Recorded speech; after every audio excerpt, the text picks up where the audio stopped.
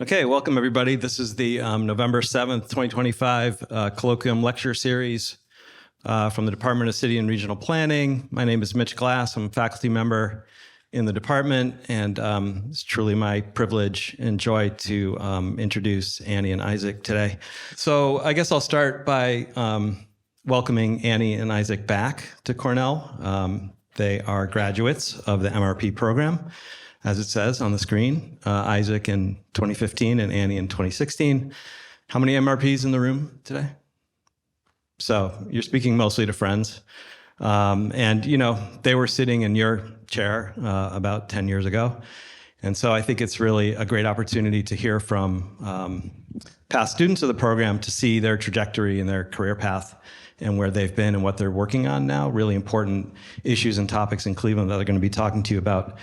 Annie is senior, tell me if I get this right, senior advisor on transportation for Cuyahoga County, which is amazing. And like when you're a senior advisor, it means like you're in charge of everything, basically, you know what I'm saying? You probably report to Chris or the executive director of the county, but it's a really, really important strategic position that she's in, guiding a lot of transportation policy regionally around Cleveland. So I think you're going to hear some amazing stuff about that. And please think of questions for her presentation for afterwards. And Isaac is Chief Urban Program Officer at Western Reserve Land Conservancy. Did I get that right?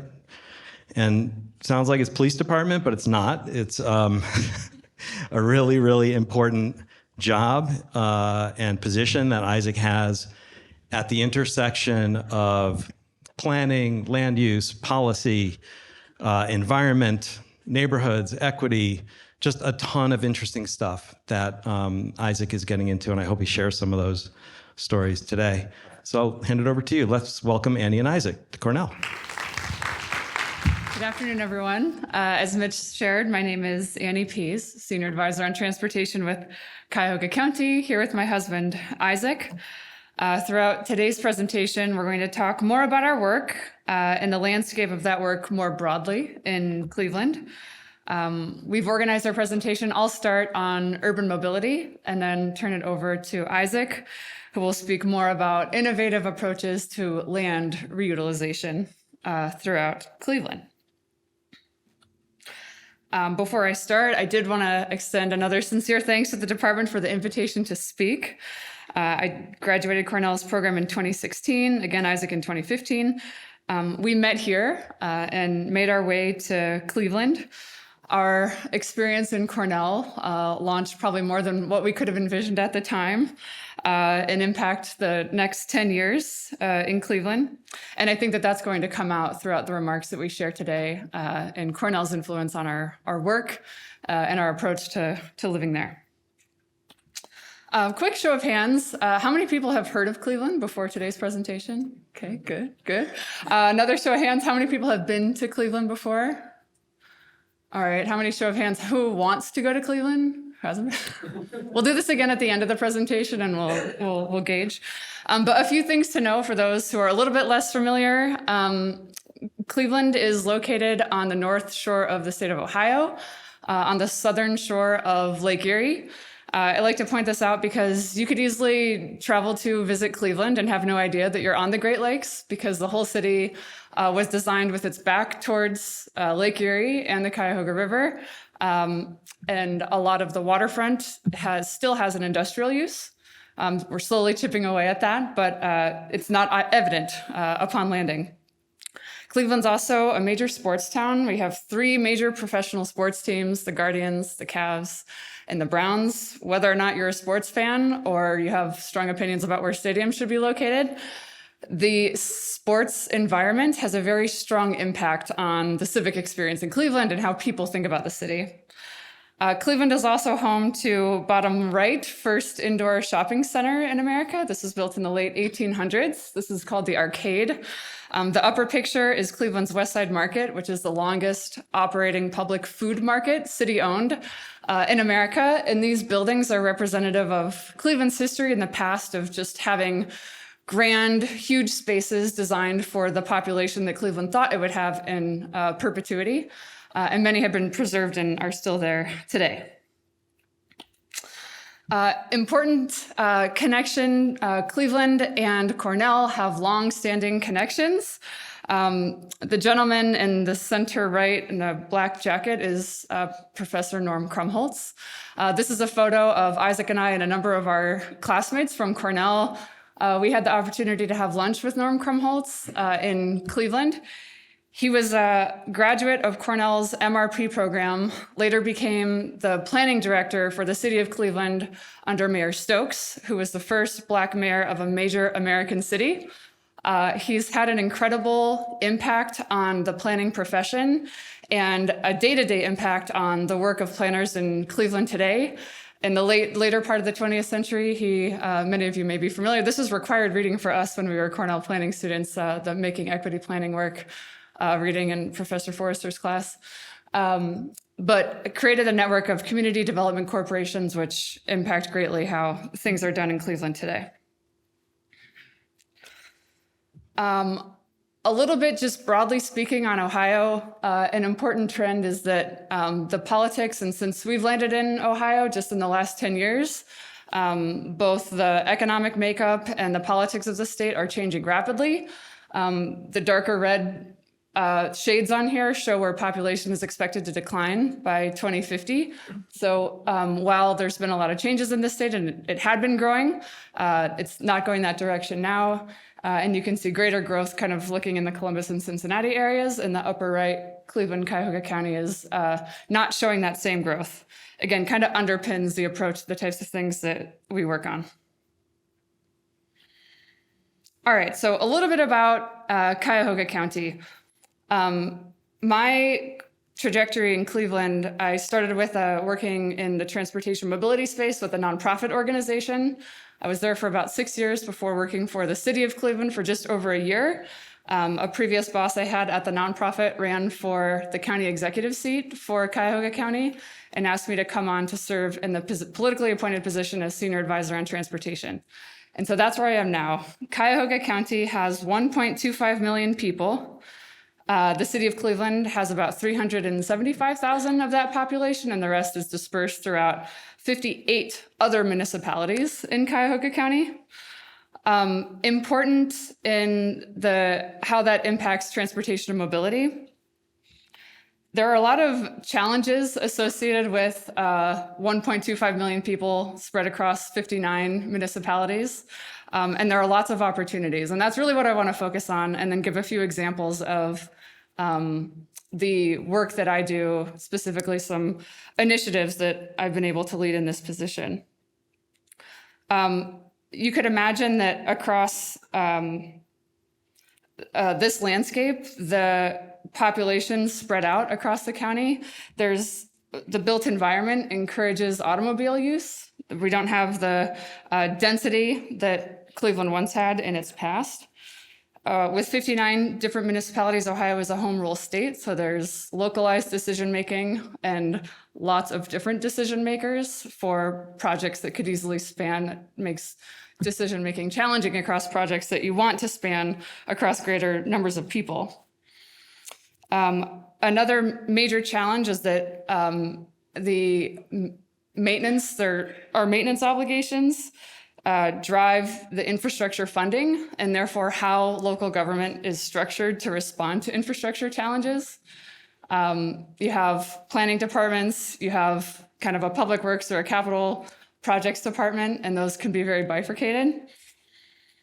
The opportunities across Cuyahoga County is that because of this landscape, there is not a shortage of space to do innovative things to accommodate needs. There's also a strong history of community organization and community organizing that enables strong community engagement. Transportation projects, especially those that you're looking for state or federal funds, are viewed favorably when approached collaboratively. And after the current mayor of the city of Cleveland was just elected to serve a second term, prior to his leadership, the previous mayor had been the mayor for 16 years in Cleveland. And so we have a renewed kind of forward-looking civic leadership in place that had been lacking in Cleveland and Northeast Ohio for quite some time. So with that framework, that's some of the underpinning to transportation mobility and the landscape there. This map, you could copy and paste and look at it for different socioeconomic indicators, but the darker blue census tracts are those that are zero-car households. There are over 23,000 across Cuyahoga County. Some of those census tracts in Cleveland, over 75% of households lack access to automobiles, and as you go further out, you can see the changes there. But there's a huge impact socioeconomically and in terms of equity and access, and what we aspire to do, help people connect to all the assets across the region in terms of transportation mobility and what that means. So my work at the county, my work is to bring focus to the role that county government has in the transportation and mobility landscape. I work on major initiatives that cross different county departments.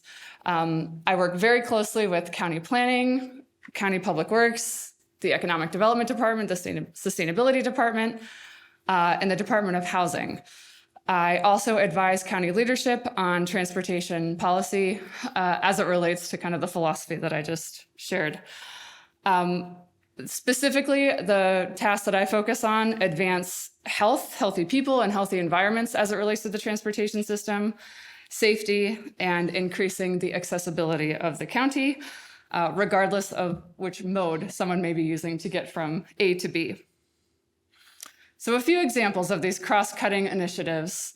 One of the major areas of focus has been growing Cuyahoga County's trail network. The image in this photo is the Towpath Trail. This trail extends from downtown Cleveland all the way south to a national park, and then further south to Zor, Ohio. This was extended from the northern side of a park boundary into downtown Cleveland just in the last couple of years, 2023. These types of projects are always approached collaboratively between different agencies. This Towpath Trail has been a shining example of a collaborative approach where there was one agency responsible for the planning and design, another agency responsible for the construction, that was Cuyahoga County, another agency responsible for programming it and communicating it to the community, and then innovative funding structures in to fund and expand the accessibility of this major trail. I'm going to fly through some of these examples, but this is another example of a trail connecting next to the road was being rehabilitated, and this trail connects that Towpath Trail to another major park through a residential area. But these are some examples of where my role, working between planners and those overseeing capital and infrastructure projects, can embed the goals we have for our transportation system to increase connectivity, increase health, both for people and the environment. This is a kind of lower scale example. Trails are tough. They're like building mini roads. You got to do the foundation. You got to make sure they're level. There's lower barriers to entry on connectivity. This is an example of an on-road bike facility. The image on the left is Google Street from 2018, and the image on the right could have been taken last week. But we laid out through a countywide greenways plan called the Cuyahoga Greenways, where the major trail connections are to increase regional connectivity. So my focus, again, working with the planners and with people in charge of building out infrastructure projects, are identifying the best opportunities we have to increase connectivity and think about construction projects more holistically with the broader goals we have for our network. Transit-oriented development has been another strong area of focus. The plan represented here was produced by the County Planning Commission and laid out what transit-oriented development, what this kind of state of transit-oriented development is across the county. The study found that only 5% of land within walking distance of the high-frequency transit routes that we have is zoned for transit accessibility. There are a lot of single-family homes and a lot more parking lots than jobs, housing, healthcare, and other amenities. And the plan laid out the barriers of kind of that the current state of affairs creates, both from a policy standpoint, a funding standpoint, and a coordination standpoint. Again, transit corridors don't stop at one municipal boundary. This study looked at 26 corridors across 22 different communities. And the county, again, has this umbrella role across local governments to incentivize, encourage coordination, and start chipping away at the barriers to a more robust and sustainable pattern for development. So these transit corridors, in red, this is a historic map showing Cleveland's streetcar history. The image on the right show a couple of different, spots off of these red lines on this map of what historically our streets looked like, having transit, and that's really guiding where development is taking place. What we see a lot of in Cuyahoga County is this. You have the yellow highlighted road is where the transit service is. And we have large swaths of parking lot and automobile-oriented development. This is in Garfield Heights, and one of the sites that we're focusing on for redevelopment in a much more transit-oriented way. This is another example, Lorraine Road in Fairview Park. High-frequency transit is running along a street nearby, but our land use and the policies and our goals for development, short of having a strong push to do something differently, our results have yielded things that you're seeing here. We do have some examples where we've made this push. This is Van Aken in Shaker Heights. There's a light rail line running kind of on the left of that image. And so this is more of a nodal-based approach to transit-oriented development. This is more of what we're looking at, and by encouraging municipalities to change their zoning and think about development in new ways, this is what we're looking to see more of. Another example is the Ascent in Cleveland Heights. Again, the transit line runs on the street that you see kind of in the bottom of the image. And we're working towards this, and the plan is guiding us towards this type of development.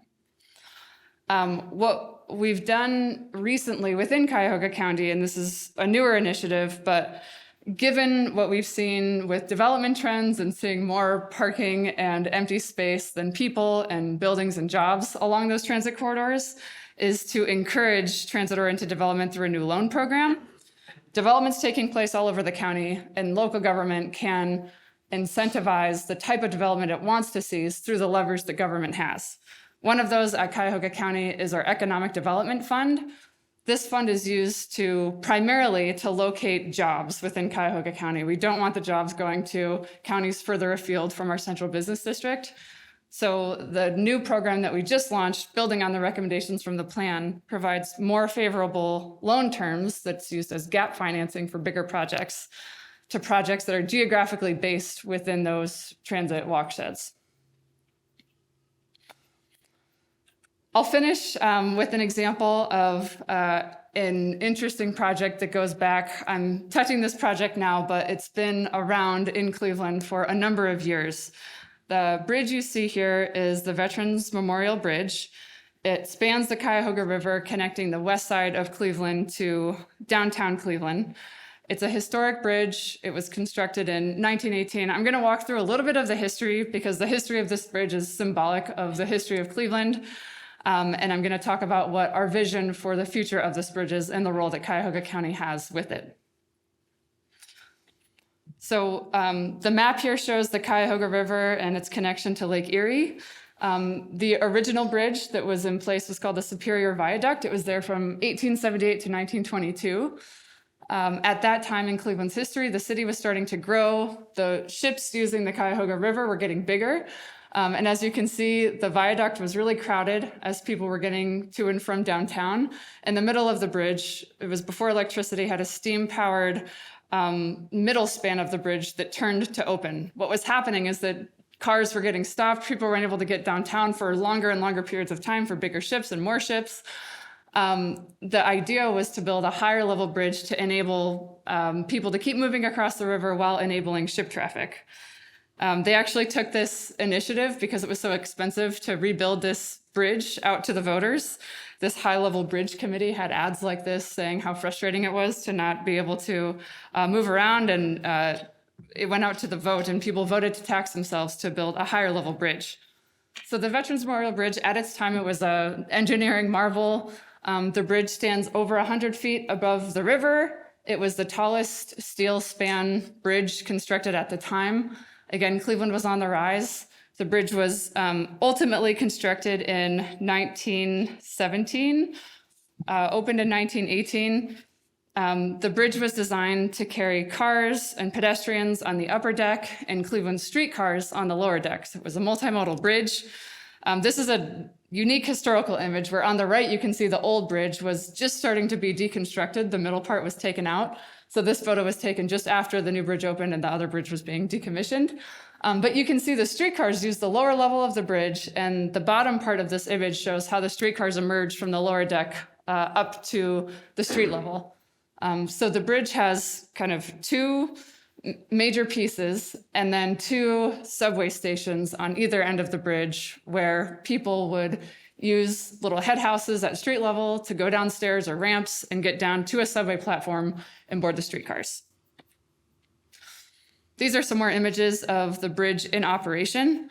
It operated this way and carried people from 1917 to 1954 when Cleveland's streetcar system, not just on this bridge, but everywhere, shut down and the automobile had taken over as the mass form of transportation, and Cleveland sent its streetcars to Toronto. Those tunnels were filled in with concrete, and you would never know today that they were there. But for the street width is wider where those tunnels were, both on the downtown side of the bridge and on the west side, neighborhood side of the bridge. You can see the facades of the buildings are further apart where those tunnels came up, and then they kind of narrow down and get closer together. The bridge went through what a lot of infrastructure went through the second half of the 20th century. In the 60s, it was widened to accommodate more automobile traffic as more and more people were using cars to get around. You can see it expanded there, and it lost some of the kind of very unique architectural, historically significant features on the edge of the bridge at that time. In the 90s, the bridge had another, so fast forward 30 years, another major bridge rehabilitation. This steel deck was added on the lower level of the bridge. Again, previously there were just tracks there, but this steel deck was added to help maintenance workers get to utilities that were more easily accessible on the lower level of the bridge this way. That steel deck enabled a unique thing to happen. In the early 2000s, there were more and more people starting to live kind of on the near west side of downtown Cleveland, and more people were using this bridge. At that time, there was a bigger population of people saying, we're really close to downtown. We chose to live here so we can have this urban environment. This bridge has now these narrow sidewalks. It needs to be more multimodal. It needs to be more pedestrian friendly. So there was a big promenade project for the bridge in the early 2000s. Through that project, a number of local foundations got involved to help fund. There was public art put on the promenade with this project. And starting in the early 2000s, there was this grassroots artistic movement to open up the lower level of the bridge. People realized that this bridge had this lower level. It was designed for streetcars. There were these subway stations. And boy, does it make an excellent venue for concerts, vendor markets, and fairs. And it was really grassroots, but partnered with Cleveland's philanthropic community to open up the lower level just for special events. And it helped a number of people see what a different future for the bridge could look like going forward. Really, through those special events and those arts, there was a federally funded planning study done in 2014 called the Detroit Superior Bridge Connectivity Plan. This envisioned a walking and biking area for people on the lower level of the bridge with kind of special event space in the more of the subway portion of the bridge. Short of that artistic push happening, this plan never would have happened. But it gained a lot of traction. Local leadership at the time in 2014 wasn't that enthusiastic about doing anything with this plan. So this plan largely sat untouched until this turn in local leadership with the changing of the mayor and new county leadership looked at this plan and said, what could we do? Since 2013, 2014, there's just been tremendous improvements in public access on either side of the bridge. And so the real push to look at this plan again was that the bridge is sitting in between major projects on either side of the river, a big push to have people more connected to the water, more connected to the outdoors in healthy ways. And so I shepherd now through the county the Rediscover Veterans Memorial Bridge event. What's interesting about this is that this bridge on the left, this is what it looks like on any given day. You would walk by that door, have no idea that lower level is there. Part of the Rediscover initiative is opening up the space for special events. So this is what it looks like when we open it up for special events. It is such a unique space, and so it's one of those spaces that when you step into it, you feel very connected to a place's history. It's an authentic space. It hasn't been touched dramatically since it was initially built. So a lot of what we're trying to do in our current iteration of this project is engage people and open up this lower level so people can see it as frequently as we can. That's challenging because it's a historic bridge. It's over 100 years old, and it was designed to carry streetcars, not people all the time. So a big portion of what we do now is engage and open up the bridge for special events. These are very popular. In the last 3 years, we've opened up the bridge on one Saturday per month in June. This past summer, we had over 10,000 people come in one day, just in one day. We also open up the bridge on Fridays for historical tours that often include actors, who may be Mayor Carl Stokes or an iron worker who may have worked on the bridge originally, but really telling the history of Cleveland and how this bridge is connected to it. We also have special programming for youth at these events and continuously tell the history of Cleveland, of the bridge, and help people see it to envision what it could look like in the future. This push has been supported through a major federal grant. In 2023, we were awarded a $7 million grant through the US DOT to pick up the recommendations from the 2014 plan and look more specifically at all that momentum happening on either side of the river and create a real plan that's updated that shows what this space could look like going forward. A big piece of that, it's the lower deck. Has the space, and there's no deviation that this should be kind of just open for people walking and biking regularly, but the connection points to nearby spaces with the utilities and again, maintaining the historic character of this bridge while increasing connectivity is the challenge. That's really the work. So our team has been working really closely with representatives from these huge major projects happening on either side to make sure we get those connections from the lower deck to those other public spaces, some of which exist today and some of which are coming soon, to get those connections right. So again, this is just east and west side of the bridge and where those potential access points from the lower deck to the street grid and nearby public spaces should be.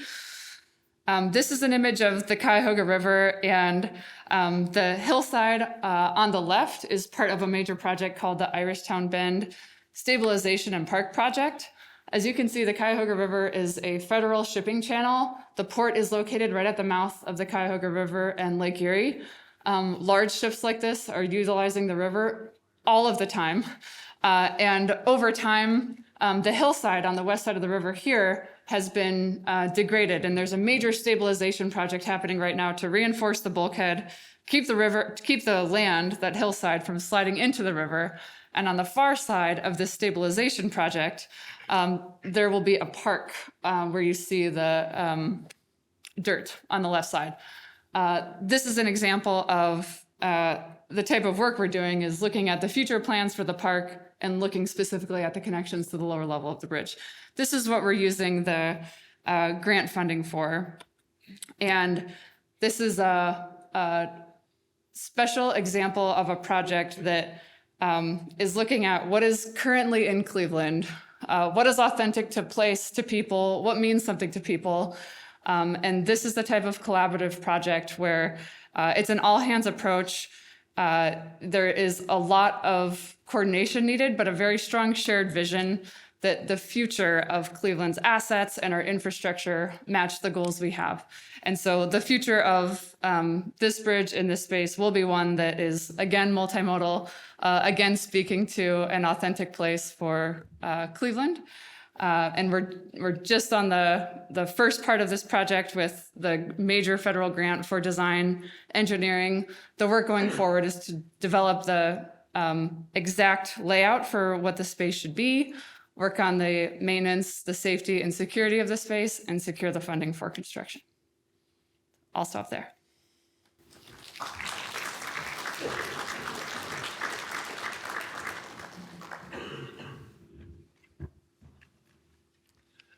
Good afternoon, everyone. Thank you for your time and attention. I just want to start by saying how much gratitude I'm filled with today. For a variety of reasons, it's great to see some of my former professors here. And I see Professor Forrester. He would always encourage us as students to ask questions on how. Like, how did you do this? How did you, get through these sort of political dynamics? And so one question you might be asking is like, how did you get to Cleveland? I think it's important to note that neither Annie or I are from Cleveland or Ohio. And so it really was kind of just taking a leap of faith. And it really started from colloquium like this. We had a speaker who was an undergrad classmate with Professor Mildred Warner, who was the former county treasurer in Cuyahoga County, and gave a colloquium talk and said, hey, I've got an internship. And so I just want to sort of frame that sometimes you might think that you have a plan even for yourself, but different circumstances change and you might end up in Cleveland. So my name's Isaac and I work for Western Reserve Land Conservancy. Quick show of hands, who here knows what a land trust is and how it works? Okay, great, I appreciate that. It's a little bit of a different type of job than what Annie has. Annie has a big job with a very large governmental organization. We are a very small nonprofit organization. We have a staff of about 50 people. And we formed through a merger of 8 smaller land trusts to really preserve and conserve natural areas in Northeast Ohio. This is what we started doing. It was a lot of sort of traditional stuff in the Western Reserve, which, Professor Campanella, I'm sure, can tell you the history on how Connecticut had all of this land in Ohio. And that's kind of how we formed through the Chagrin River and a very affluent kind of, preventing sprawl from touching these natural spaces. And this is the type of work that we continue to do. This is a large farm property, sort of traditional soy and corn complex here. And then on the left is an over 1,000-acre property that our team is trying to restore through wetlands and restoration to remove the drainage tiles and provide habitat for birds and other wildlife species. But that's not what I'm going to be talking to you about today. So our question is about how, right? How do we do this work? But we never want to lose, for us as employees and as residents, the why. Why are we doing this work? And so our question is, as a relatively small staff of 50, we work in 29 counties in the northeastern quadrant of Ohio. How do we serve all people in our region? One thing that I personally love about Cleveland is it is a quintessential American city in all of the best and worst ways. And Ohio, in a lot of ways, as I'm sure if you're following national politics, is indicative of that, right? How does a state go for Obama twice and then Trump twice? How do we go from having Sherrod Brown, one of the most economically progressive people in the Senate, to Bernie Moreno, who sells luxury cars? These are an interesting dynamic that we're working through, but we recognize that regardless of where you live, whether you're in Youngstown or Warren or Ashtabula, everyone has connections with land. And we need to figure out how can we be conduits for those connections. And so this is an aerial. Annie kind of highlighted this already. This is what a traditional Cleveland sort of neighborhood looks like. And that's really when I moved to Cleveland 10 years ago.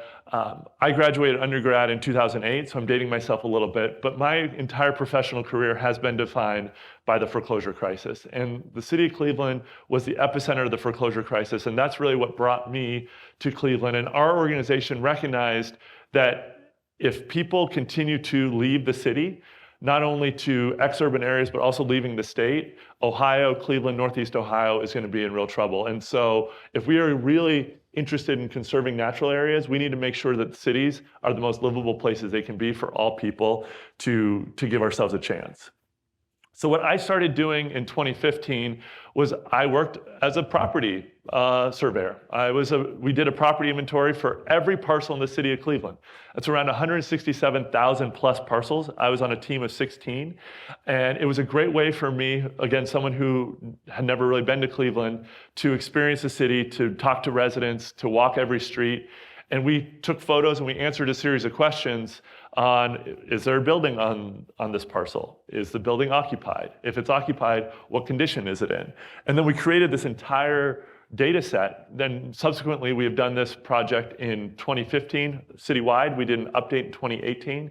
And then we did another full city update in 2023. So we have not only this sort of quantifiable data, but now we have a time series of this data that we can compare changes over time. So that was sort of the first job that I got to work on. And again, zooming in a little bit, this is a pretty classic Cleveland street. These are sort of what are called the up-down Cleveland doubles. You could actually order these homes out of a Sears and Roebuck catalog, and all the materials would be dropped on your street, and you would have a construction crew assemble them. But real quick, is there anything that stands out to people today about this photo? Anything that you find interesting?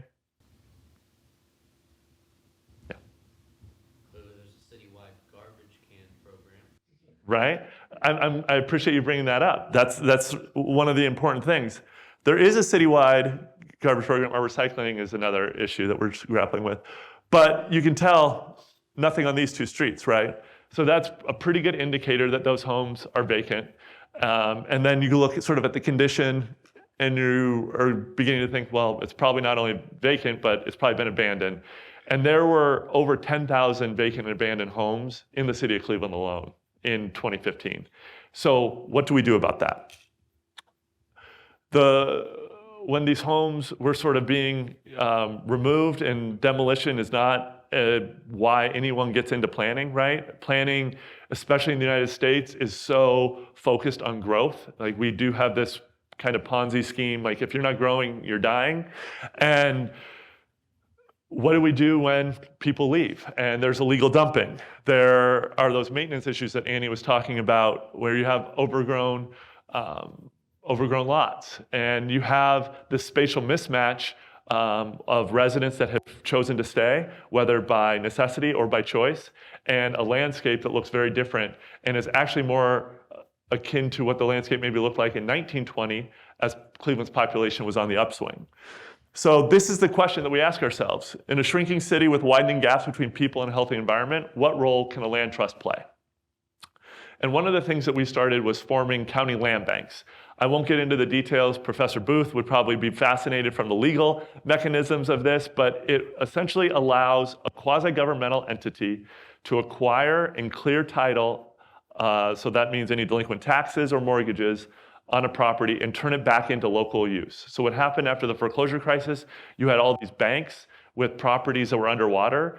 As you can imagine, Bank of America or Credit Suisse isn't a great property manager in Cleveland. And so you had these zombie properties that were really providing significant drag on the local neighborhoods and the local economy.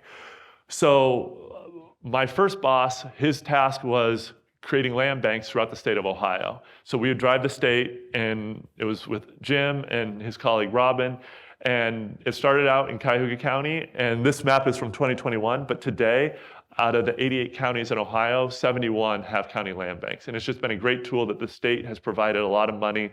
Over $10 billion have been invested through county land banks since the formation of Cuyahoga Land Bank in 2011. But unfortunately, when I moved there, a lot of what the county land bank was forced to do was this demolition work. And there was a lot of economic analysis that vacant and abandoned properties had significant detrimental effects on surrounding properties. That's not a surprise. But what we recognized is that when this is left behind, that has not only an economic legacy, but it also has a cultural legacy.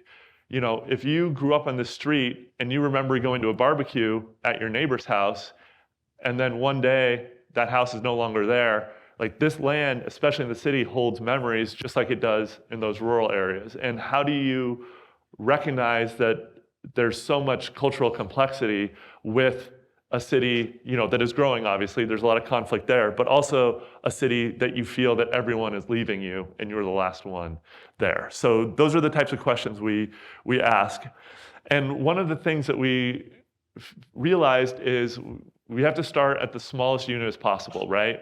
Especially in these neighborhoods that have experienced disinvestment for decades, for generations. And we don't think that trees are the answer, but they are part of the answer. And trees are a great way to sort of create that level of trust and investment and really build those into larger things that I'm going to talk through today. So this map shows the urban tree canopy of Cuyahoga County. Again, it is very correlated to what Annie showed with car ownership. A lot of the disinvestment on Cleveland's inner east side is what's known sort of colloquially as the Cleveland Crescent. And that is where you see, it's perfectly correlated with the redlining maps from the 30s. I mean, none of these things happen by accident. When Alexa de Tocqueville visited Cleveland, he actually referred to Cleveland as the forest city. We now have a tree canopy of around 14% in the city versus affluent Shaker Heights, which has the tree canopy of around 40%. There are a lot of variables here. Correlation is not causation, but the average life expectancy of Shaker Heights is over 20 years greater than a resident less than a mile away in the Buckeye Shaker neighborhood. And again, that tree canopy is one correlating factor to that, as are a lot of other things. So tree planting, though, it's a lot of fun. Who here has planted a tree? So much fun, right? To date, we have planted and distributed over 17,000 trees in a 10-year period in the city of Cleveland, and we continue to ramp that up. But again, it's a great way to show residents, just introduce ourselves, and something that we recognize, as a guy, a white guy from Cornell, I can't come in and say, hey, guess what you need in your neighborhood? You need a tree, right? It's like, no. Screw you. If you talk to an average Cleveland resident, they will say, actually, I want that tree gone because the city has never pruned it, has never maintained it. The leaves get on my car, the leaves clog up my gutter, and the roots mess with my sewer line. They're like, the last thing we want is a tree. Those are all fair points. And so what we learned is or why would I want a tree when that contractor continues to dump construction debris on the vacant lot down the street? So again, it's really important for us to take a very holistic approach, and we do that in a variety of ways. So it's tree planting, it's tree adoption, it's tree training. We have a free tree steward training that we do multiple times a year so people can learn sort of basic arboriculture, how to plant a tree, where it's accepted. And all of that is free to all Cleveland residents. But what we learned really early on is it's not enough to plant a tree, you have to maintain it. And maintenance is really expensive. Even though Cleveland is a pretty temperate climate, we have to give each tree 15 gallons of water every week in the summer, and we do that for 3 years. So we not only water the trees, we plant the trees, and we prune the trees in the winter. So that maintenance, it's really expensive, but it's critical. And what else is great then is you have a tree crew that's out there seeing the same residents every week for 3 years. They're picking up litter, they're helping pull weeds, and making sure that the place are not only acceptable, but beautiful for the community groups that we're working with. But really, everything starts with listening, right? We can't be planners pointing or planners talking. We have to start with listening. And that takes a lot of time, and it takes a lot of time for that trust to be built over years.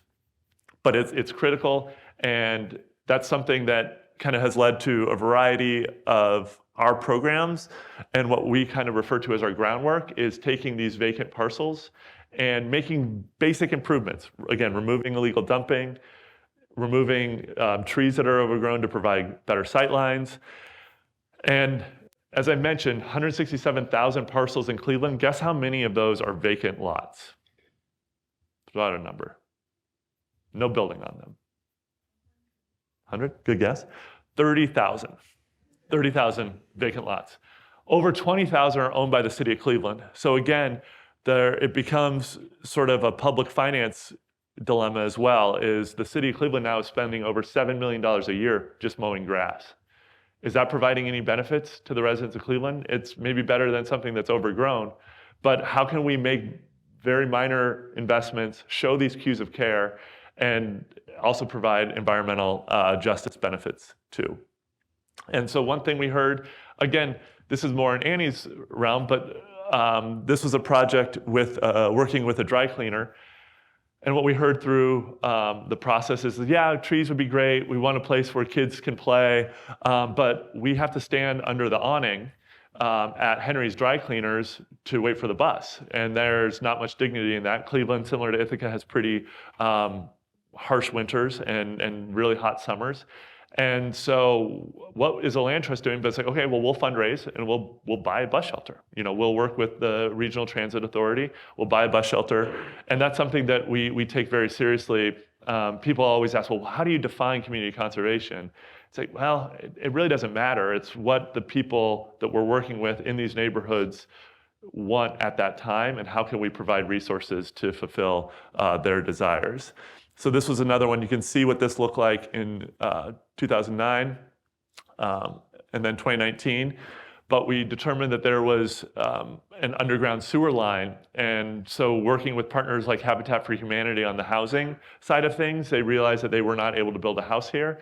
And residents kept coming back to us and say these were really long super blocks and they couldn't access the market 2 blocks away. And so they asked for a pathway cut through halfway through their block with lighting.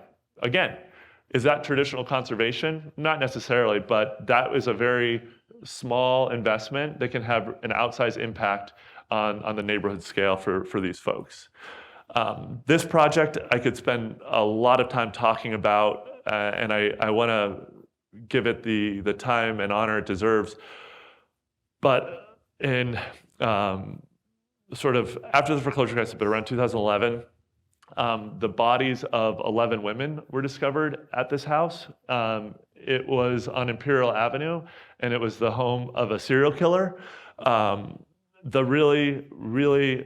a lot of tragic aspects to this.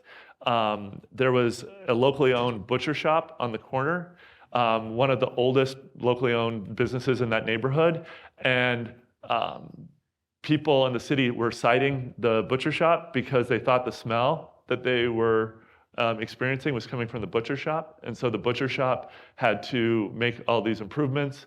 A woman actually escaped the house and told the police, and the police never followed up. They lost it. And so it's just, as you can imagine, the amount of trauma, both for the women, their families, as well as the neighborhood, is really tough to fathom. And as you can also imagine, then those homes really started clearing out after that was discovered. And there was a lot of mistrust and anger towards the city, towards the police. It was very complicated. And there were sort of competing faith-based leadership here too, based on which churches were involved. It was really challenging. And my former colleague, Jackie Gillen, was asked, well, hey, they've been talking about doing some sort of memorial at this site for years, and it's not happened. Could you guys get involved? And we can, but what does that even look like? And so we went through a years-long process to acquire the land, to fundraise, to work with the family members. And one of those sessions with the family members, one of the nephews of one of the victims was going through a naming exercise and said he really wanted this to be called the Garden of 11 Angels. So that is what the site is today. The Land Trust owns the land. We work with the Community Development Corporation, and we do some light programming. It's less than an acre, but we invested, $750,000 into this, and it's a place where we have a Mother's Day spring spruce up, and it's an opportunity for everyone to get together and hopefully provide some semblance of healing, both for the family and for the community on this really tragic site.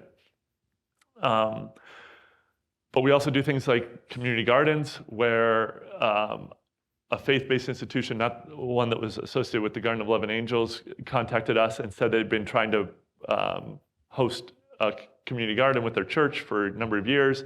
They weren't able to find a place. The city wasn't allowing them to get access to water their plants.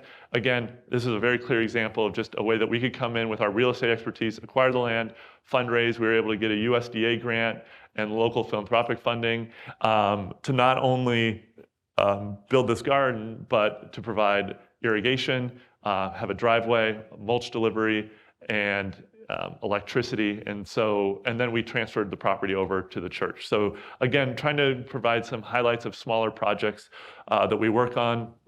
Similar here, you can see this was an abandoned car dealership and auto body shop that was then demolished. So this is 2009, 2019. And this is adjacent to East End Neighborhood House, which is a Jane Addams era settlement house. This neighborhood was primarily Hungarian when it was founded, and now it is probably 95% identify as Black. And so the East End Neighborhood Houses, we provide early childhood education, programming for seniors. We have no idea about what to do with land or real estate. And so we went through, helped them with the real estate, the planning, design, and fundraising. And this is the Ubuntu gathering space. Fun CRP connection here. One of my classmates, Emily Hackerson, married an artist from Mexico City, Octavio Logo, and he was commissioned to do one of the murals on this as well. So we were able to keep a little bit of the CRP love alive here. And then this was one of the first big real estate projects I worked on. This was a former construction debris landfill, 25 acres on the Big Creek, which is a tributary to the Cuyahoga River. There was a former go-kart track here as well. The owner lived in, I think, Venice, California, never really been to Cleveland. She inherited it from, I think, her ex-husband's father, if that means anything. And they were trying to expand the capacity of this landfill. Again, there was a lot of political and resident pushback. No one knew what to do with it.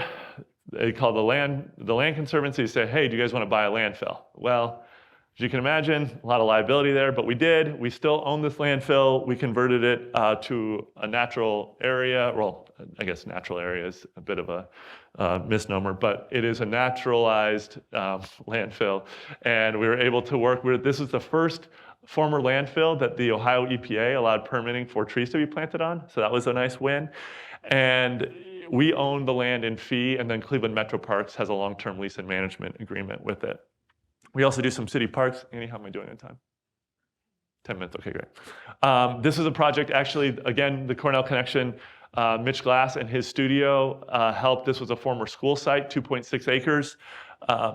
That we acquired. The studio did the initial concept design, then we went back and continued to iterate, and I'm proud to say this 2.6 acre park that's adjacent to a rec center that had been vacant for over a dozen years opened in early October, and it's now called the Thurgood Marshall Green, and unfortunately, we still own it because I'd never been on this play equipment before, but it is a liability. You can get fully horizontal, and I saw one kid fly off, and I said, our legal team is not gonna like that. We're gonna hold permanent restrictions to make sure it remains a park and have a sort of, again, a co-ownership lease management agreement with the city of Cleveland on this. And that's sort of an aerial imagery. But all of this, and Mitch, I hope you can attest, was really informed by resident input. They wanted exercise equipment for seniors that was far away from more active play equipment. There was no playground within a 15-minute walk of this rec center. And it's just truly a really beautiful, beautiful park. And another CRP connection, Tim Deem, who was a few years after me, started out as an intern like I did, now as a full-time staff member, but he really led all the planning and design and implementation work. So this was really Tim's project, which is just fantastic. And then I just threw this up again as the breadth of the work of the organization. This is a former gravel mine and quarry. You can sort of see up here. And again, we get called to do projects that really no one else wants to do a lot of times. They say, oh, there's an old mine, what should we do with that? So we acquired it. We own this property in fee as well. You can see there's sort of an observation tower for birding, restoring a wetland here, and then ponds where a lot of those, the quarry was. There's a pavilion, restrooms, and even some primitive campsites here, which is a lot of fun. And then lastly, the last project I'll talk about is, when I was talking with Jeff about coming here today, we probably could have spent the whole time. I hope for those of you that, I know everyone has a lot of work to do this afternoon, but the talk back is a really fun way. If any of this is of interest to you, that we can dive a little deeper on any of these projects or programs that we work on. But this is Euclid Beach. Euclid Beach was a former amusement park. It was very prevalent and popular for a long time. It was opened at the late 19th century and ran through 1969.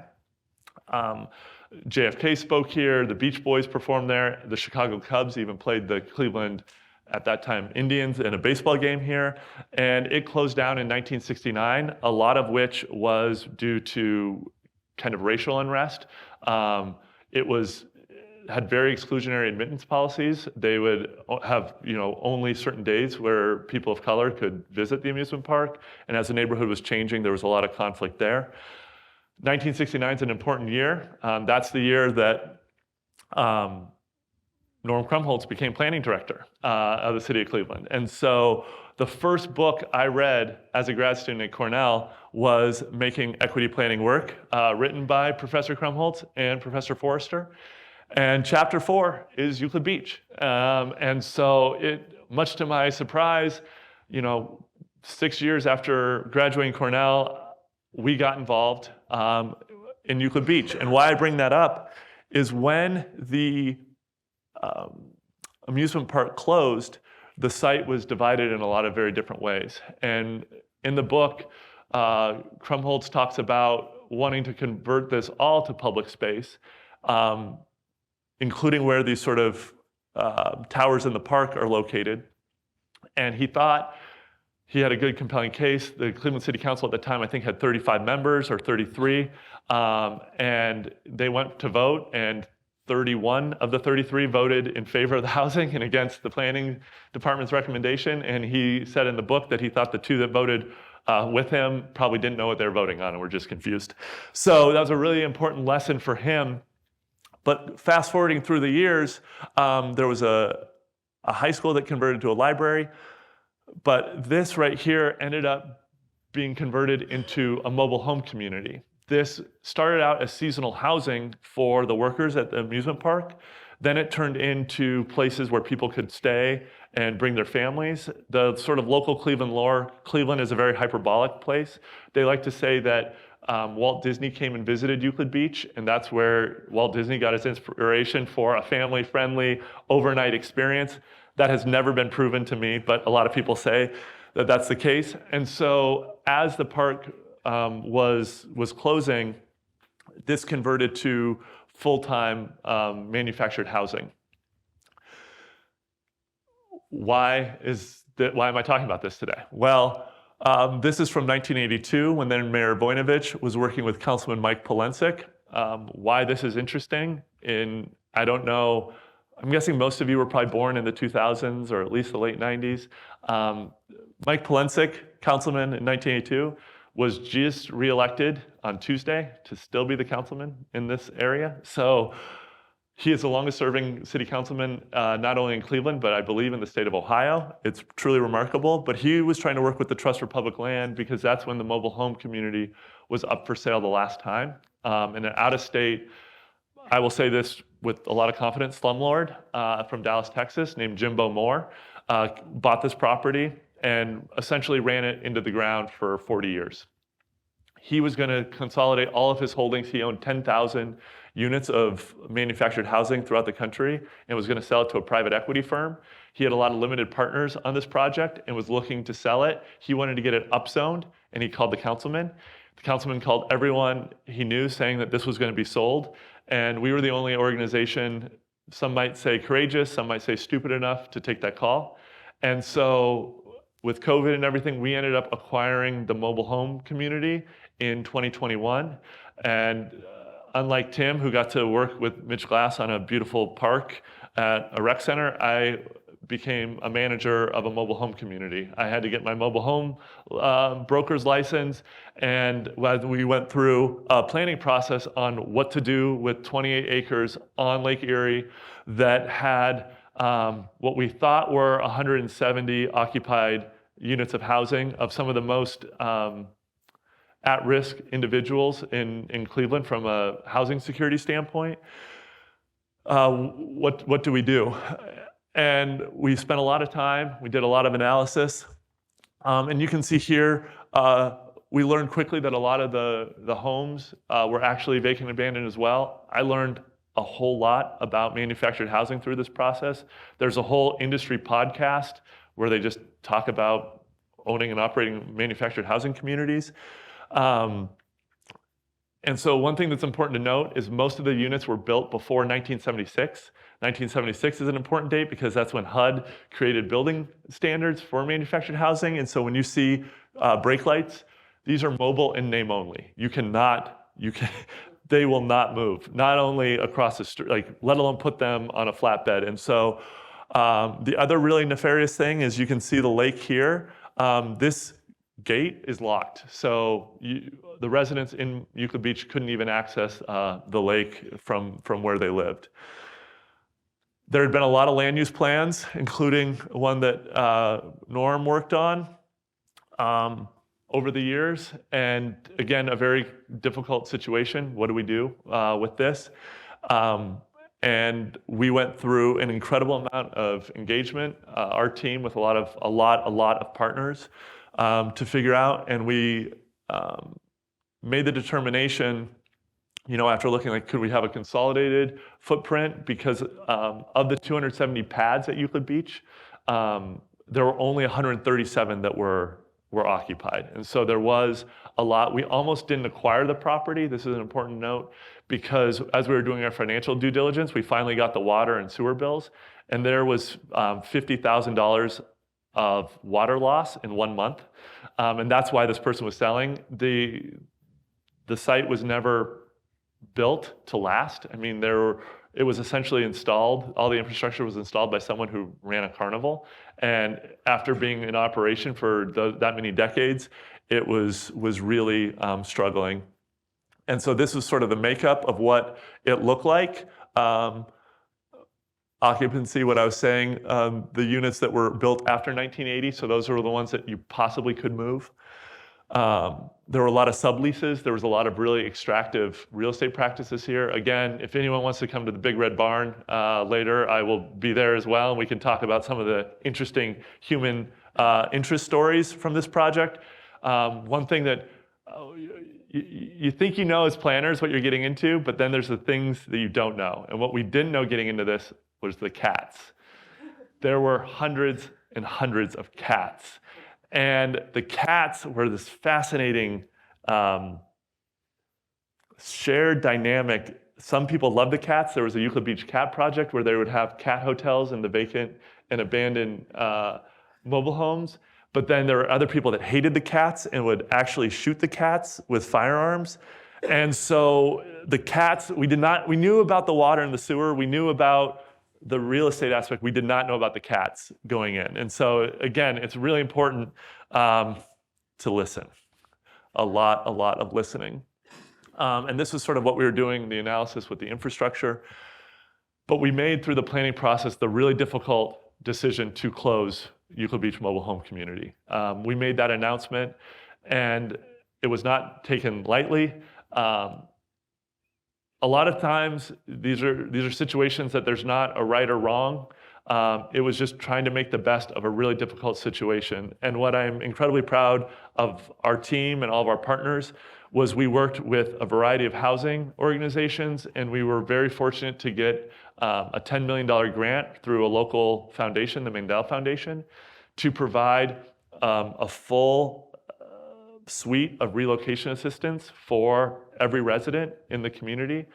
Usually, if you get federal money in a project, you have to follow the Uniform Relocation Act. We did not have any public money on this. And we have done a lot of surveying. In Critica, when you were interviewing or interning with us, you learned, I could not find a single example of a nonprofit, I shouldn't say nonprofit, but anyone going through the URA process without actually having federal funding, because the process is incredibly onerous. And that was something that working with advocates, housing advocates, they were very insistent on, and I think rightfully so. The benefit of going the URA route is that all financial benefits are non-taxable and do not impact people's public benefits. Now, as we're on what day of the federal shutdown, I don't know, 38, I can't overstate how important those benefits are to the residents here. The people that were on SNAP, Medicaid, Medicare, those benefits were the lifeline for folks. And so preserving those benefits, it wasn't enough to just provide housing alternatives. We really had to make sure that people were front and center on this. And I will say, we have a lot of really great heartwarming stories of people being able to become homeowners for the first time, true homeowners. One thing that I need to say, and then I promise I'll wrap this up. The really nefarious thing, there are a lot of nefarious things about this type of arrangement, but people oftentimes would own the structure, but they wouldn't own the land across the board. We owned all of the land. Some people owned their structures, other people did not. But the title is actually treated as personal property, like an automobile, not as real property, like a house. So the way things are appraised, it's a really difficult situation for folks. And so we pre-acquired, if people wanted to move to another mobile home community, we pre-acquired mobile homes there for people to relocate to if they wanted to live on the lake still. We bought condos if people wanted to stay in Cuyahoga County. If they just wanted to leave, we had people that wanted to return to their family in Louisiana or South Carolina, and we would just provide straight cash assistance. And so again, I'm not saying that money solves all problems, but it really, I think, helped, and it took, I worked on this project pretty much exclusively for 4.5 years, and the last person moved right around a year ago today, and again, in total, I think we helped relocate 137 households. So again, that's a big project. I've spent more time talking about it than I should. I'm going to do a really hard pivot after Euclid Beach to sort of, again, the why. Why you should come to Cleveland, or why you should be open to moving to places that maybe you hadn't considered working in. Why we are interested in planning, I'm sure each of you have your own story, but it really is this beautiful connection between people and place. And Cleveland, like I said, is a very quintessential American place, and the people are authentic, they're hardworking, and it's just an awesome place to start a career. And I hope what Annie and I have been able to present is that from a pretty early age, right out of grad school, we were able to work in pretty dynamic, pretty interesting projects, and really in meaningful ways, because the capacity in a place like Cleveland, no offense for those of you that have your eyes on New York, but there's a lot of talent there. And for myself, I'm from the West Coast originally, Oregon. I was thinking of going back to Portland or Seattle. It's like, no offense to the bike lanes either, but it's like, do I want to build another bike lane in Portland? Or do I want to do something like this in Cleveland? And I'm not saying there's a right or wrong answer, but this was Annie visiting me. This is when I was trying to sell Annie on Cleveland in 2016. And then this is what that same area looks like today. Like, there's a Red Line Greenway Trail. And so the amount of change and the amount of commitment people in Cleveland have to their place has been just so much fun. Professor Campanella, I actually took his class in Milstein. I think you told me, like, if you ever get a chance to rehab an old house, you got to do it. I think he was taking on a project in Brooklyn. One great thing about Cleveland, relatively speaking, the cost of housing is very affordable. So when we were ready, we ended up buying not only one house in Cleveland, but in Cleveland, it's sort of like the buy one, get one. It was 2 houses on one parcel. And this was an 1895 house that had been neglected for a long time. But we kind of took everything down to the studs and rehabbed this house. And my in-laws ended up living there. Since we moved there in 2015, 2016, my in-laws moved in 2020, and then they were living in Upper Michigan, and then my parents moved from Oregon in 2022. We all live on the same block.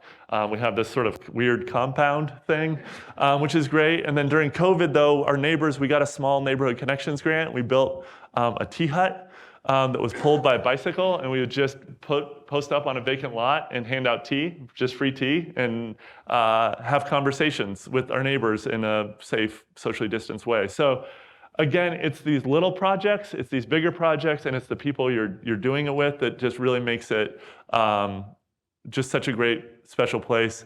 I can zip through this. This is just an arrow to show just how much even though we're dealing with a lot of disinvestment, how much Cleveland has changed. So you can sort of see, especially here and here, just how much in our time in Cleveland things are changing. And so again, all places are changing all the time, but the amount of Cleveland transformation that we've seen, from Annie moves there and then LeBron and the Cavs win a championship to these type of neighborhood transformation. And then this was right before our wedding on the Good Time 3, and I can count probably 24 CRP people that were at our wedding. And so again, just ending it in gratitude. The professors at Cornell are unmatched. The students are still some of our closest friends. And I just really hope that all of you really treasure this time in Ithaca. It's a very special place. Okay, thanks for that really amazing, inspirational talk, Annie and Isaac. That was fantastic. So questions from the audience. We're going to take some. Yeah, it's about 1:30, so we'll take what, about 15 minutes of questions and answers? Yeah. Okay. 15, 25. Who has a question?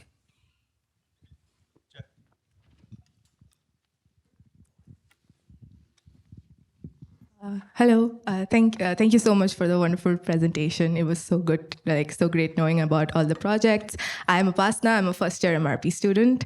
I wanted to ask, so because the projects are so varied and you're a community land trust, what does the selection and prioritization process look like? Because is it just when people contact you, do you go ahead? And one more, because you talked about the serial killer lot thingy. So are there projects that you've gone ahead with and you've not been able to continue? What has that looked like? And then what does the maintenance and upkeep look like? Yeah, that's I love that question. We try to be traditional planners in the sense of we are very data informed and we do the sort of traditional analysis that you would expect. But pretty early on, one of my mentors in Cleveland asked, Isaac, do you pitch projects or do you catch projects? Sort of in a baseball.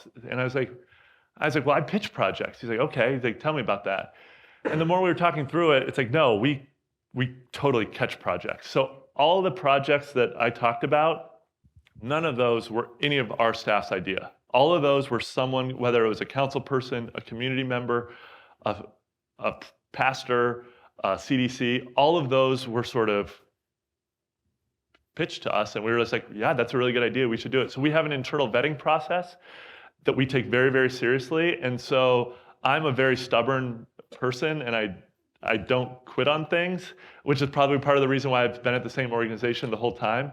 So every project we've said yes to, we have completed. We say no to a lot of projects just that, I don't think we'd be able to fundraise for that, or I don't think the partnerships are there. I don't feel, we have this thing, now I'm kind of nerding out, the 3 circles of value, support, and capacity.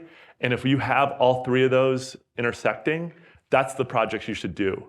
But if you don't have the support, if it's not aligned with your mission and your values, or you don't have the capacity, you have to grow those circles before doing them. So we take that framework very seriously, and we won't say yes. Because the worst thing you can do for trust with a community group is say you're going to do something and then you get bored after 6 months and you walk away or you hand it off to someone else. So every project I've said yes to over the past 10 years, we have completed. Your question on maintenance, that's really, really tricky. And it varies case by case. So the Ubuntu project, East End Neighborhood House owns. We set up a maintenance fund. We have corporate volunteers that go out there on a monthly basis. I think you pulled weeds, right, Kritika, that one, yeah. So that one's sort of like a shared model. Cleveland Metro Parks maintains Brighton Park. They're fantastic, very well funded. The Thurgood Marshall Green, we are going to pay a contractor to supplement the city staff. So we really have to have a different approach for each of those projects. Did I answer all of your? Yeah, thank you. Hi. Hi. I'm Kelsey. I'm a first-year M.R.P. And I wanted to ask about how you deal with transit in a shrinking city. It's a really good question. How you deal with transit in a shrinking city? The question is how to deal with transit in a shrinking city. So Cleveland and Cuyahoga County has been shrinking, and then there's been some enthusiasm about a straight population line over the last couple of census updates, and then with those projections anticipating going down in the future. Cleveland is very much within the broader national concern around the future of public transit, especially in the post-COVID era. A lot of the very current questions that we're wrestling with are how to maintain funding and support to just keep as is.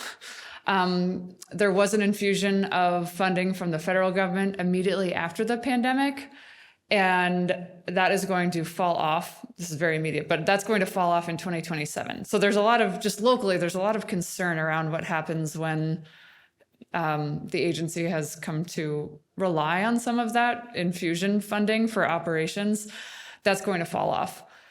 The unique thing that we have locally is that in the 70s, voters in Cuyahoga County taxed themselves to support public transportation. And there's no sunset on that local tax for public transit.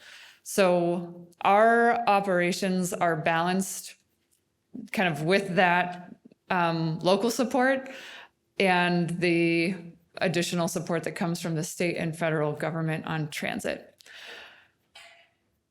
That's the nuts and bolts. I think the direction that we have to go is there's a pretty strong feeling that public transportation is a social, it's viewed locally as something that is a social service, and we have to provide it for people because some people don't have any other options, and therefore we need to serve them with public transit. I don't think that view towards public transit can be sustained over the long term. And whether it's eventually going back out to the voters to ask for the additional funding, especially after this pandemic relief funding falls off in the future, locally, we have to pitch public transportation as part of the sustainable future strategy, kind of the repopulation. I don't like calling it Cleveland's growth strategy. I think that's sending the wrong message, but repopulating both the central city and the central county sustainably. So it's a long answer to your question, but it's highly pertinent with the post-pandemic kind of broader view on public transportation, and we are wrestling with that locally. And I think there's a unique element to Cleveland and Cuyahoga County, and that the view that people have, it's like something we have to do versus something that we want and need for the future of our place. And that shift, I think, has to be combined with things like viewing transportation and mobility as livability elements and the things that you need to have robust systems for. Public transit is your spine, your walking networks, your biking networks, it's all quality of life. It's things, yes, of course, lower income people rely on social services to achieve basic needs and quality of life. But it is also part of what a place needs for people to want to live there. So I think that's the shift that we're not quite there, because people still view it as more of the social service attitude. But with things like connecting to prioritizing multimodalism, more of that transit-oriented growth, and thinking about the broader development world, that is the direction we need to go for a more sustained public transportation model. Awesome. Thank you both so much. This was a fascinating talk. My name is Matt, and I'm from Pennsylvania, so obviously it's right next to Ohio. But my question pertains to the quote that you guys had at the beginning, Tennessee's quote. It was very provocative, honestly, and I enjoyed it. I thought it was tantalizing in a certain sense. Anyway, my question is, what would you both say from your very diverse perspectives, doing a lot of different projects all throughout Cleveland? What are the qualities that separate Cleveland from San Francisco and New York, correct? And why? And what are the qualities that align it more with everywhere else? I'll start and just answer kind of quickly, but we use that quote because we also think it's provocative. And when we first heard it, we were like, oh my gosh. And then we kept talking about it and we kept talking about it. And it's like, it is that. So part of our reason for including it is that. I think a deep part of what like separates Cleveland from other places and that can be shared with a lot of other US cities is this collective psyche of like when your place is destined, like you think you're on this path for a certain future, and then things outside of your control change. So deindustrialization happens, jobs shift, global changes, your city looks different. People lose things and your grandparents lose things. That's like a tangible loss to people. And if you can equate that loss to like how people react when they lose something, there's like some collective trauma that has happened. And this like idea that, wait, we were supposed to be this and now we're this. And what does that mean? And what does that mean for my family? It's very personal. So I think that that is a part of the psyche in Cleveland. And without having the same deep experience in other cities, I would imagine that for other places, that's something that people wrestle with and just influences like how they kind of gravitate towards shiny objects, because that's the answer. That's the thing we've been waiting for. And are worried about losing more. It's kind of like it creates that psyche of we don't want this to keep happening, or we don't want it to get worse. Maybe a kind of a dark answer to your question, kind of a dark side of the answer to your question. But I think there's a collective like trauma to that shift in what you thought was going to happen. I have a lot of opinions on it, but I'll save those for the talk back or the big red barn. A history question and a today question. But before I ask either, can you put up the map that shows the county? Because Cleveland has something that New York, New Orleans, and San Francisco does not have. And it's important that students recognize that. And the top of that map, that's great, is the town of Euclid. Mm-hmm. The single most important legal decision dealing with land use planning in the United States was decided by the U.S. Supreme Court almost a century ago, dealing with the town of the town of Euclid responding to growth in Cleveland. All right, and all of our history of land use planning and land use control stems from that decision by the Supreme Court. The history question is this. You said the population now of the county is 1.25 million and Cleveland something over 300,000. What was Cleveland's maximum population and when? And at that point, what was the county's population? I can take the city, you can take the county. And just so you know, I was paying attention in your class, that is Euclid v. Ambler Realty, 1926. So yes, very close to 100. That's good. Yes. Did we give you a degree? Yeah, it actually said 2015, but he was my thesis advisor, so it's technically 2016. It took me a little longer. But Cleveland's population peaked at, I believe, 952,000 in the 1950 census. That was 952,000. Yeah, so almost. And what was the county population? The county population is very similar to what it is now. Right. I think that's duplicated in a number of major cities and counties around the country. Yep. The today question is there a countywide transit system and who controls it? Is it controlled by the county or is it controlled by an independent authority? There is an independent authority that operates transit throughout Cuyahoga County, hence the funding source for the voters that went out in the 70s and taxed themselves to fund transit throughout Cuyahoga County.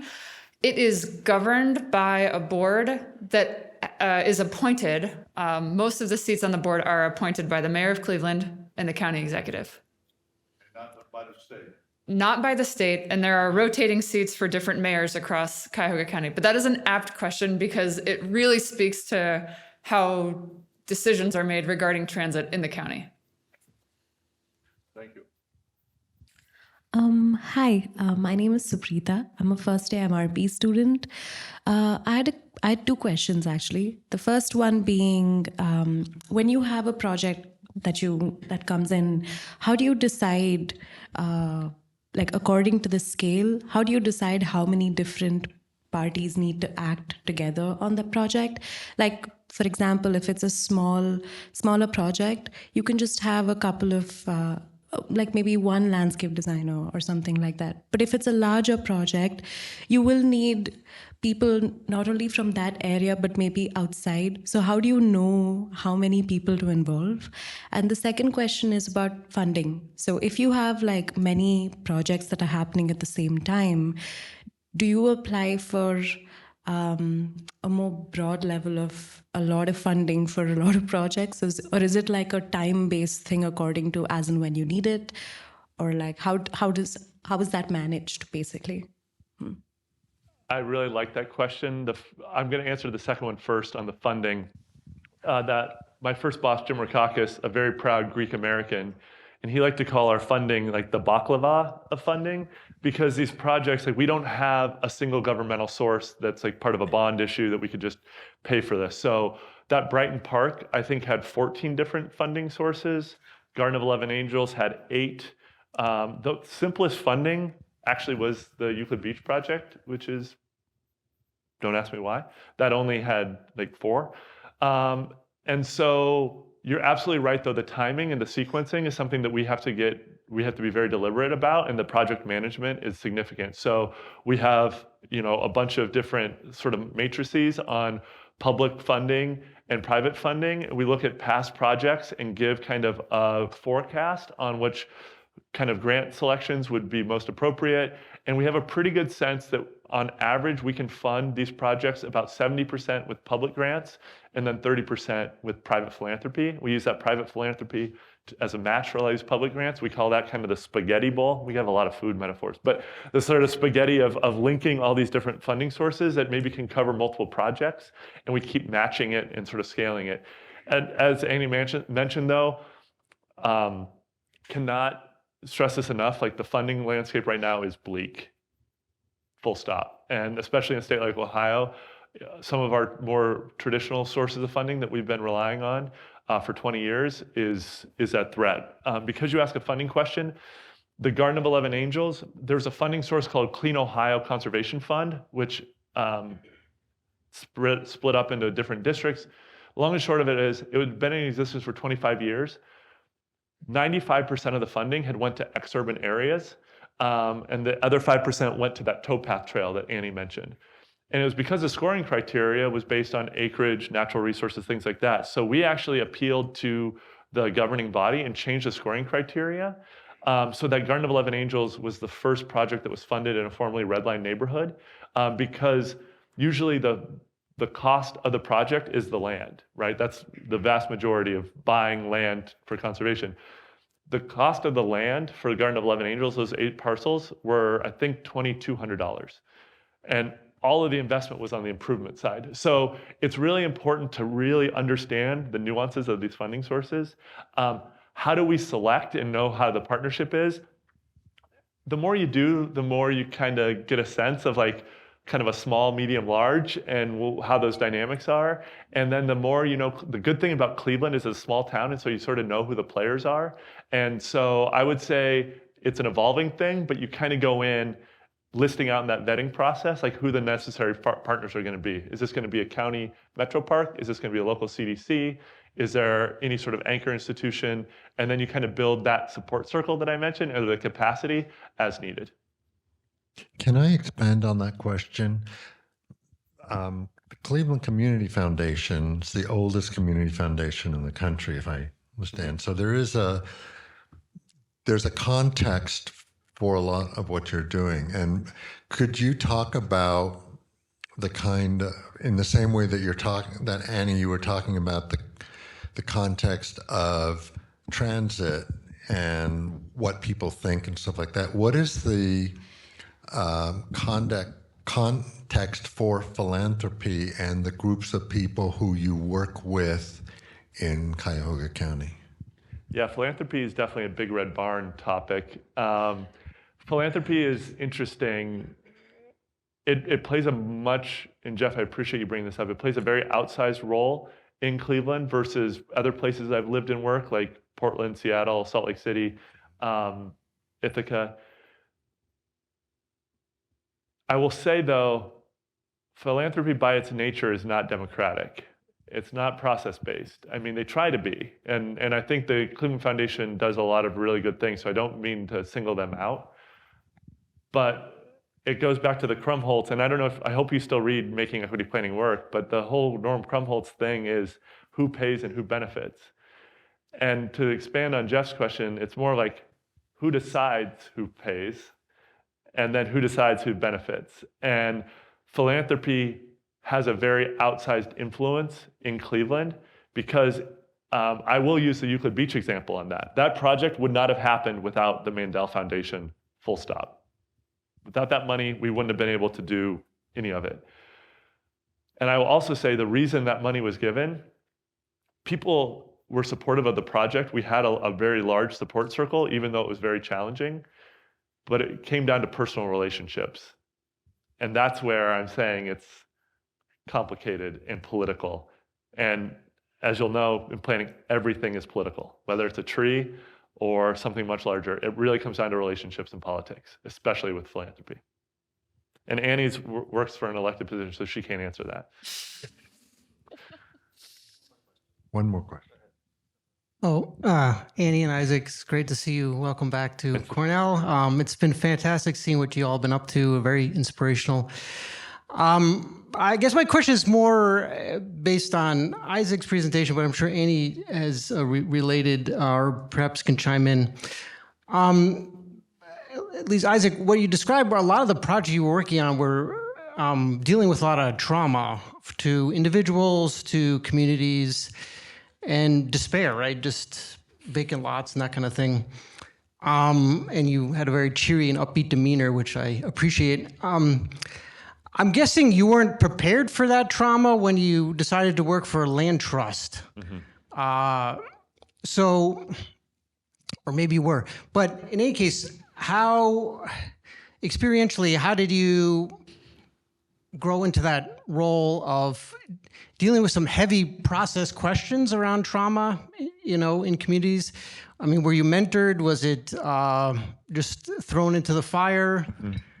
I know either you can field that, I guess. Yeah, I appreciate that personal question. It's so nice to see you. I do miss the beard, though. I would say part of it's my upbringing a little bit. I grew up in sort of rural Southern Oregon, and my upbringing was really informed by the lack or the sort of conflict around the timber industry and the commercial fishing industry. So it didn't have any of the racialized aspects of the work in Cleveland, but it had a lot of the economic transition and especially the sort of urban-rural divide. So I think I was maybe a little more equipped emotionally on like the trauma of when the big mill or the big employer in town leaves and like your classmates' parents are suddenly unemployed, like how that impacts and like the trauma of people leaving and that economic aspect of it. But you kind of fed me the answer, and it really is about mentorship. So I mentioned Jackie Gillen, Jay Westbrook, Jim Rackauckus, Frank Ford. When I moved to Cleveland, I had a personal goal not to own any furniture until I turned 30. And I moved there, I was still 29, but I was by far the youngest person in the office. And Jay Westbrook was a former city council president for decades. Jackie Gillen was an incredibly renowned, trusted leader. She came from East Cleveland and was like a legend from sort of a community organizing standpoint. Jim Rackauckus, former county treasurer. Frank Ford was this like brilliant mind that came out of the community development space with research. So the mentorship was absolutely critical. And I think working in this space is incredibly humbling, and doing that first project of walking the streets, like there's nothing that you can, as a planner, you can't stay behind your desk. You have to get out and like understand people. And so that kind of goes back to one of my earlier questions on like, am I pitching projects or catching them? And those mentors really taught me how to actually catch it and not drop the ball. And so the mentorship, both from a kind of personal standpoint and then also from a community lens, has been absolutely critical, and something I think I take very seriously with, sort of the interns and sort of paying that forward, because now things move on, and I'm, let's say, a middle-aged to older person in the office, because Jackie unfortunately actually passed away. She was able to see the groundbreaking for the Garden of 11 Angels project, but she passed away before the ribbon cutting, which was a huge loss. Some people have retired, but we have lost some people. So that's kind of a convoluted answer, but I'll let Annie quiet me. I would echo the mentorship, and I think part of that question, it's like a people skills thing, and there's a soft skill element, but when you ask that, it harkened back to, I'm thinking about a lot of the classes that I took with John Forrester, and planning in the face of power style understanding of how things move and how people are going to feel or interpret a situation. And one of the things that I've taken on is when I'm working on something, or I know I have a big task or a challenge, I bring it to the person who I know is going to disagree with me, and I talk to them about it early on, understand how they're going to look at it, and have seek out that opposition early on. And if they really want to fight me, that will change over time. But just getting that first read on, I know that this is going to be a hurdle. What am I missing here? What do I need to know going into this? And doing that over and over again, you pick up then on a lot of the themes, and I think it helps understand that element of the work in Cleveland, and I would imagine places similar to Cleveland. Okay, thanks a lot. We're going to continue this conversation in the talk back in Sibley 105, and apparently Bears tonight at Big Red Barn. Who knew? Thank you so much. Thanks.